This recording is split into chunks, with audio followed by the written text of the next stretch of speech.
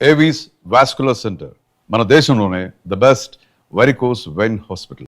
శ్రీమత్ సింహాసనేశ్వరాజిదగ్నికుండ సంభూత దేవకార్య సముద్యత. పూజారి గారు అర్చించేయండి.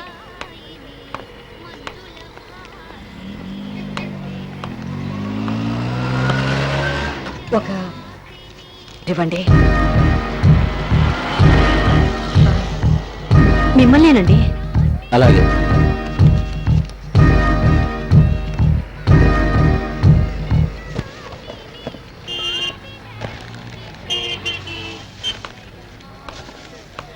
పదండి వెళ్దాం. లక్ష్మి, నువ్వు మందు బాటిల్ కొనితేస్తున్నావేంటి?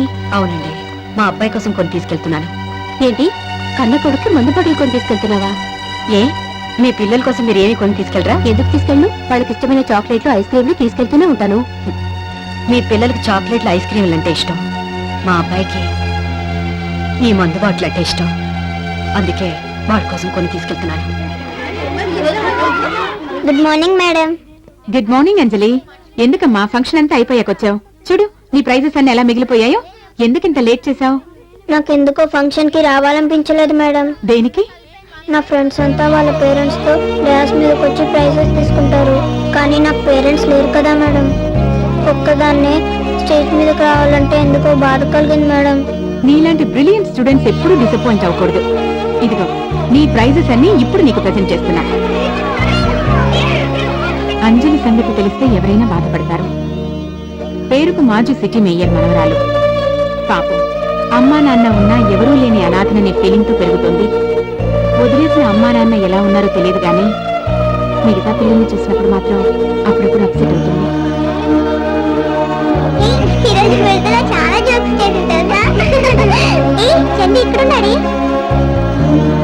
చందు, బస్ వెళ్ళిపోతుంది, రారా? నేను రాను, మమ్మీ దగ్గరికి వెళ్తున్నాను. అదేంటి, నువ్వు ఉండేది మీ డాడీ దగ్గర కదా?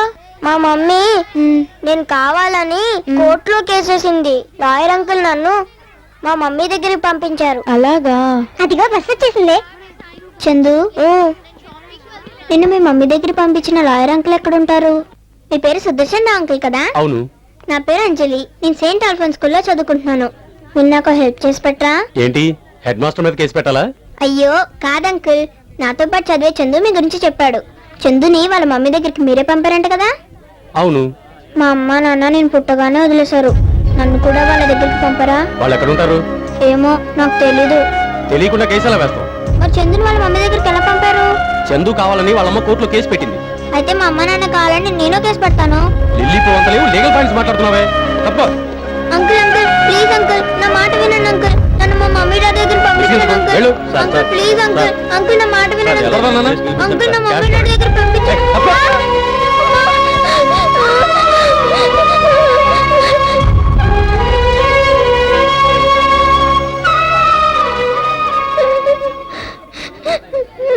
లాయర్ గారు, మిమ్మల్ని పాపను ఎందుకు తోశారు? ఎందుకా? ఆ పిల్లని వాళ్ళ అమ్మ నాన్న వదిలేశారట. కోర్టులో కేసు పెట్టి వాళ్ళని అప్పగించాలట. నేనేదో ఖాళీగా ఉన్నట్టు పిల్లతనంగా నా వెంటపడి మరీ అలర్ట్ చేస్తుంది. పిల్లతనం అని మీరే అంటున్నారుగా, అలాంటప్పుడు ఏదో సర్ది చెప్పి పంపించాలి. సర్ది చెప్పే టైం నాకు లేదు. అయినా నువ్వు లాయర్వేగా, ఆ పాపను సంకరించుకుని చందమామను చూపిస్తూ ఆ సర్ది చెప్పేదేదో నువ్వే చెప్పు.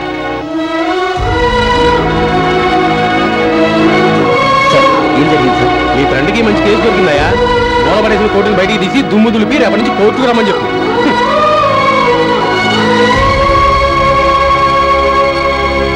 హ్యాపీ బర్త్డే రా. సారీ రా, నాకు విషయం చెప్తానికి వచ్చి నువ్వు బాధపడ్డావు. పోనీలేరా, వాడికి నోరుంది కాబట్టి మాట్లాడేశాడు. మనకు చెవులున్నాయి కాబట్టి వినేశాం. నేనేం బాధపడలేదు, ఎందుకంటే అలవాటైపోయిందిరా. అంకుల్, మీరు లాయరా? ఇప్పుడు కాదు, ఒకప్పుడు.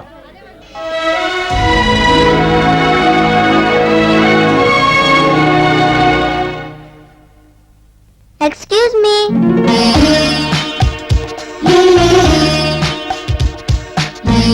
రామా. నమస్కారం అండి. నమస్తే. ఎవరమ్మా నువ్వు? My name is Anjali, saint Alphonse school 4th class A section. CM గారు కూడా ఇంత పెద్ద అడ్రస్ లేదే. నాకు ఉందిలే అండి. లాయర్ అంకుల్ ఇంట్లో లేరా? లేడే, వాడితే నీకేం పని? మీరు వాళ్ళ అమ్మగారు కదూ? అవును, నీకెలా తెలుసు?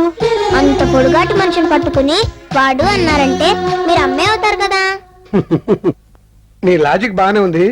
అసలు ఎందుకు వచ్చావో చెప్పమ్మా. మీతో చెప్తే పని కాదు, అమ్మ చెప్తే పిల్లలు వింటారు కదా. అలా అని అంటారు. నన్ను మా అమ్మ నాన్న వదిలేశారు. వాళ్ళని వచ్చి నన్ను తీసుకెళ్ళమని కేసు పెడదాం అనుకుంటున్నాను. మరి మీ అబ్బాయికి రికమెండ్ చేసి పెట్టరా? ఎందుకంటే నవ్వుతున్నారు? నీ వయసు ఎంత? 7 సంవత్సరాలు. దాదాపు 8 ఏళ్లగా నా కొడుకు నాతో మాట్లాడడం మానేశాడు. ఎందుకు మానేశారు? మీ మీద అలిగారా? అర్థమైందిలేండి, మీరు ఆయన్ని కొట్టుంటారు. అవునమ్మా, వాడి జీవితానికి సరిపడా పెద్ద దెబ్బ కొట్టాను.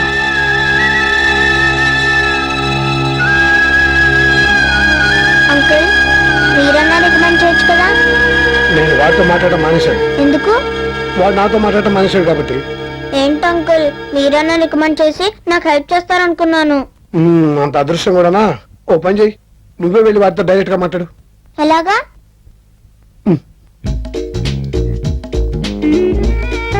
అంకుల్,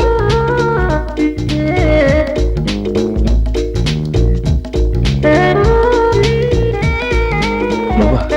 నేనే. నేను మీకు ఒక గిఫ్ట్ తీసుకొచ్చాను. గిఫ్టా? మీకు మంది అంటే ఇష్టం, నాకు అమ్మా నాన్న అంటే ఇష్టం. నేను మీకు మంది ఇస్తాను, మీరు నాకు అమ్మా నాన్నని ఇవ్వండి. నా దగ్గర చాలా పాకెట్ మనీ ఉంది. మీకు కావాలంటే ఎన్ని మందు బాటిల్స్ అయినా కొనిస్తాను. ఏయ్, అసలు నా గురించి ఏమనుకుంటా? చిన్నపిల్లవి, నీకు కూడా నేను తాగుబోతులా కనిపిస్తున్నానా? వెళ్ళి కంచి, ఇంకోసారి నాకు కనిపిస్తే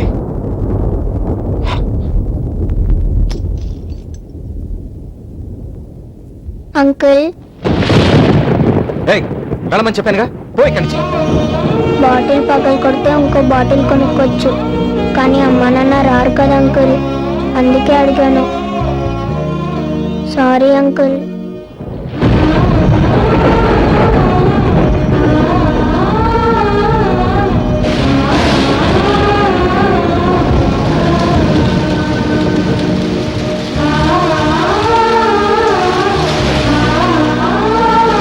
బాటిల్ పగలు కొడితే ఇంకో బాటిల్ కొనుక్కోవచ్చు, కానీ అమ్మా నాన్న రారు కదా అంకుల్.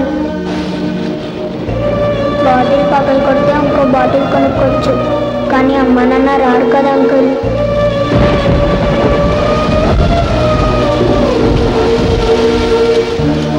అంజలి,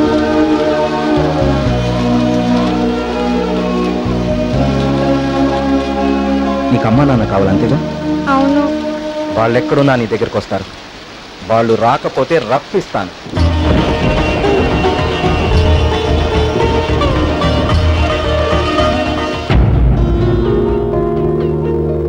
యువర్ ఆనర్, ఇప్పటి వరకు మన న్యాయస్థానాల్లో ఎన్నో రకాల కేసులు పరిష్కరించాం. ప్రజలు తమకు అన్యాయం జరుగుతున్నప్పుడు ఎంత చిన్న విషయానికైనా సరే న్యాయం కోసం పోరాడే అవకాశం కల్పించాం. కానీ ఈ పాప వేసే ప్రశ్నలకు సమాధానం మాత్రం మన చట్టంలో ఏ సెక్షన్కి లేదు యువర్ ఆనర్. ఒక భార్య భర్త బిడ్డకు జన్మనిచ్చిన తర్వాత ఆ బిడ్డను ఇష్టం లేదని నడి రోడ్డు మీదో అనాథాశ్రమంలోనూ మరెక్కడో వదిలివేయటం అన్యాయం కాదా యువర్ ఆనర్? కన్నవారు ఉండి కూడా వారి ప్రేమకు నోచుకోలేక ఆ బిడ్డలు అనాథలుగా బ్రతకడం అన్యాయం కాదా యువర్ ఆనర్? ఈ అన్యాయం జరగడానికి కారకులు ఆ తల్లిదండ్రులే కాదు, మన న్యాయస్థానాలు, మన చట్టాలు, మన ప్రభుత్వాలు. నో పార్కింగ్ ప్లేస్ లో స్కూటర్ పార్క్ చేస్తేనే 50 రూపాయల ఫైన్ కట్టించే మన ప్రభుత్వం బాధ్యతలను గాలికి వదిలి పిల్లల్ని ప్లాట్ఫామ్ మీద వదిలేసే తల్లిదండ్రులకి ఏ శిక్ష విధిస్తోంది యువర్ ఆనర్? పిల్లల్ని కని గాలికి వదిలేయటం నేరంగా పరిగణించి అలా చేసిన వారిని చట్టం శిక్షించుంటే చెత్తకుండీలో ఇంతమంది పిల్లలు పడి ఉండేవారా? మురికాలవలో పిల్లల సవాలు కొట్టుకుంటూ పెడుతుండేవారా? తెల్లవారి లెగిస్తే ట్రాఫిక్ సిగ్నల్స్ దగ్గర ఎక్కడ పడితే అక్కడ ఇంతమంది అనాథ పిల్లలు అడుక్కుంటూ తిరుగుతుండేవారా? అలాంటి తల్లిదండ్రులు మన న్యాయస్థానాలు ఏనాడైనా నిలదీశాయా? విచారణ జరిపి శిక్షించాయా? లేదు యువర్ ఆనర్. కారణం, ఏ అనాథ పిల్లలు వచ్చి మన న్యాయస్థానాన్ని నిలదీయలేదు కాబట్టి, మాకు న్యాయం చేయండి అని అడగలేదు కాబట్టి. కానీ ఈ పాప మన న్యాయస్థానాన్ని మొట్టమొదటిసారిగా అడుగుతోంది your honour. I object your honour. పసిపిల్లల మాటల్ని, తాగుబోతు మాటల్ని పెద్దగా పట్టించుకోనక్కర్లేదంటారు. ఎప్పుడూ తప్పదాగి రోడ్ల మీద పడిపోయే ఈ లాయర్ గారు 8 సంవత్సరాల తర్వాత ఈ రోజు కోర్టుకు వచ్చి ఏదో పిచ్చి పిచ్చిగా మాట్లాడుతున్నారు. ఒక మైనర్ కోర్టుకెక్కే అర్హత ఎక్కడుంది యువర్ ఆనర్? ఏ అర్హత లేని ఈ పిల్ల కోసం మన టైంని వృధా చేసుకోవడం అనవసరం. యురానా, మైనర్ కి కోర్టుకెక్కే అర్హత లేదు నిజమే. అలానే ఈ పిల్లకి న్యాయం చేయకుండా పంపించేస్తే ఇక మన న్యాయస్థానాలకి విలువే ఉంటుంది యురానా. ఒక మైనర్ కి అన్యాయం జరిగితే వాళ్ళ తల్లిదండ్రులే దారుణమని న్యాయం కోసం పోరాడతారు. కానీ ఈ కేసులో తల్లిదండ్రులే దోషులు. ఇటువంటి పరిస్థితుల్లో ఈ పాప న్యాయం కోసం ఎలా పోరాడుతుంది యురానా? అన్ని కేసుల్ని చట్టం దృష్టితో చూస్తే న్యాయం అన్యాయం అవుతుంది. మానవత్వంతో ఆలోచిస్తేనే కొన్ని కేసులు పరిష్కారం అవుతాయి. కాబట్టి న్యాయస్థానమే గార్డియన్గా వ్యవహరిస్తూ ఈ పాప కేసు టేకప్ చేయవలసిందిగా కోర్టు వాళ్ళని కోరుతున్నాను.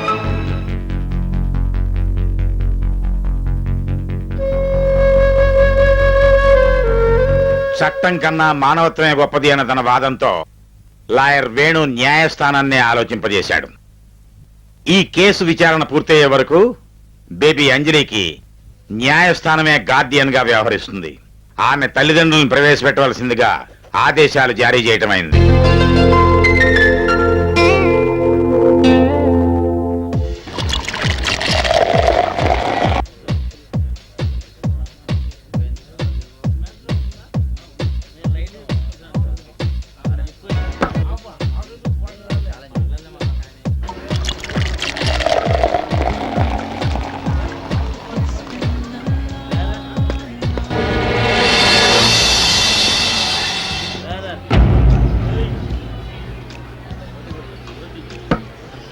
ఏంటి అలా చూస్తున్నావు? ఎక్కడో మూల కూర్చొని ఏడవలసింది ఇక్కడికొచ్చింది ఏమిటానా?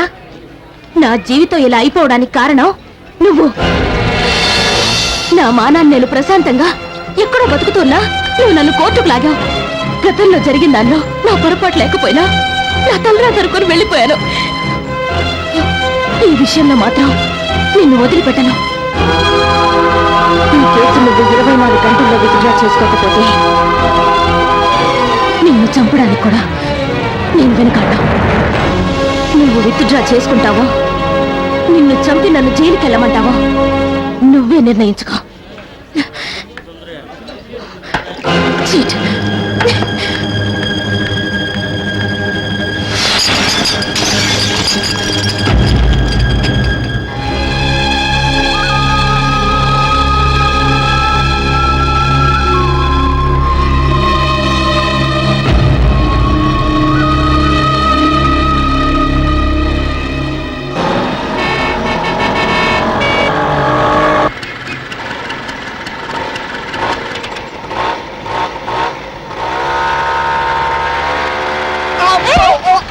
ఎవరది?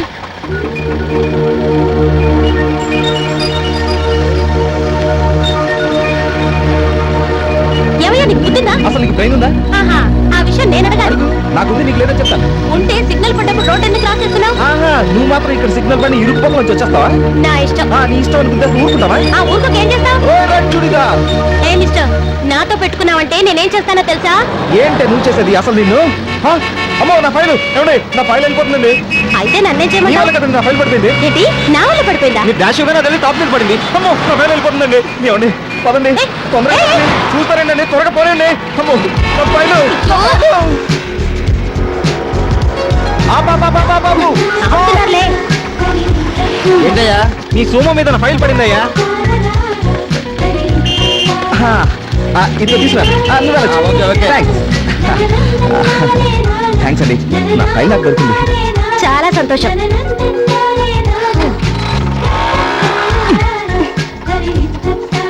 ఏంటండి బండి పట్టుకున్నారు? ఫైల్ దొరికి మీ పని అయిపోయినట్టేనా? నా ఇంటికి ఇంకా 10 నిమిషాలు టైం ఉందండి. నేను లేట్గా వెళ్ళి ఉద్యోగం రాకపోతే దానికి ఎవరు బాధ్యత? ఇంతకీ ఏమంటారు? ఏమంటావు, మా ఇంట్లో వాళ్ళకి తెమ్మంటావు. ఇంటర్వ్యూ ఎక్కడ? గాంధీనగర్ సెంటర్. సరే రండి. Thank you. డ్రైవర్ ఫాస్ట్ కొని. ఇంతకీ మీరేం చేస్తుంటారు? లో ఏం సడన్ గా బ్రేక్ వేశారు? మీ మాటలు విని బ్రేక్ పడింది.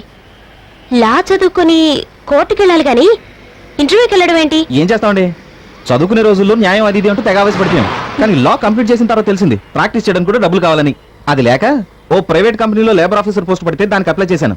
మీ పుణ్యం అంటూ వెళ్తున్నాను. వస్తుందో రాదు. పోనేవడే ఎవడే, టైం అయిపోతుంది. పోనేవడే. Stop stop stop stop. ఇదేనండి చాలా థ్యాంక్స్ అండి. ముందు మీరు ఇంటర్వ్యూకి వెళ్ళండి. మీరు వచ్చే వరకు ఇక్కడే వెయిట్ చేస్తూ ఉంటాను. ఏమండి, మీరు నన్ను చాలా పొరపాటుగా అర్థం చేసుకున్నారు.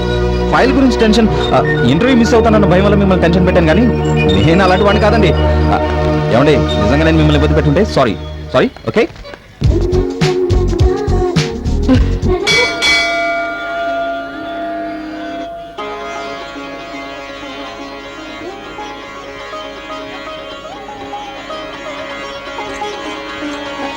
హలో, ఉన్నాను. మీరు ఏ టెన్షన్ లేకుండా పక్కింటి పేపర్ తెచ్చుకుని మరీ చదువుకుంటారా? ఎందుకే టెన్షన్ పడతావు? రాత్రంతా నీ కొడుకు ఇంటికి రాలేదు అంతేగా. నీ కొడుకు ఇంటికి రాకపోతే తల్లిగా నువ్వు టెన్షన్ పడటం భావ్యం, కానీ ఎదురింటి సుబ్బారావు కొడుకు ఇంటికి రాకపోతే నువ్వు టెన్షన్ పడ్డావు అనుకో, అది నాకు టెన్షన్. అయ్యో, నేను చెప్పిన దానికి మీరు మాట్లాడేదానికి ఏమైనా సంబంధం ఉందా? అదే నాకు అర్థం కావట్లేదే.